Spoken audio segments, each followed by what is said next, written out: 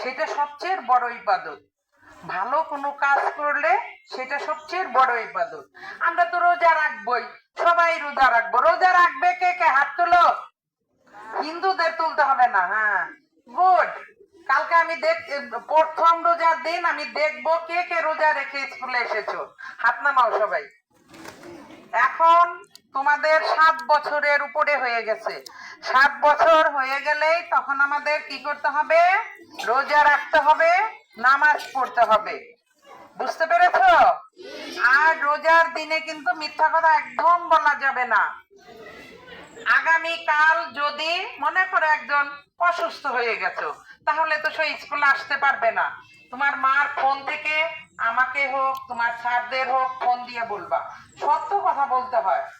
সত্য কথা বললে ওই যে ফাঁসিও মাফ হয়ে যায়। আর স্কুল তো দূরের কথা, আমার শরীর ভালো না থাকলে আমি স্কুলে আসতে পারবো? তা কিন্তু পারবো না। কিন্তু মিথ্যা কথা বলা যাবে না।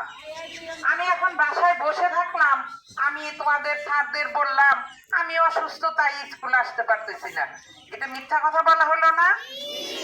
আমরা কি আর মিথ্যে কথা বলবো? সর্বদা কোন কথা বলবো আমরা, বলো তো? সত্য কথা বলবো। আর কি? সৎ পথে চলবো।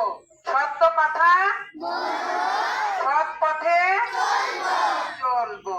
তাহলে এই যে আজকের পরে আমি কিন্তু বারবার বলছি, ড্রেস প্রায় তোমাদের সুন্দর হয়ে গেছে। আর অল্প কিছু বাচ্চার ড্রেস এখনো সুন্দর হয় নাই।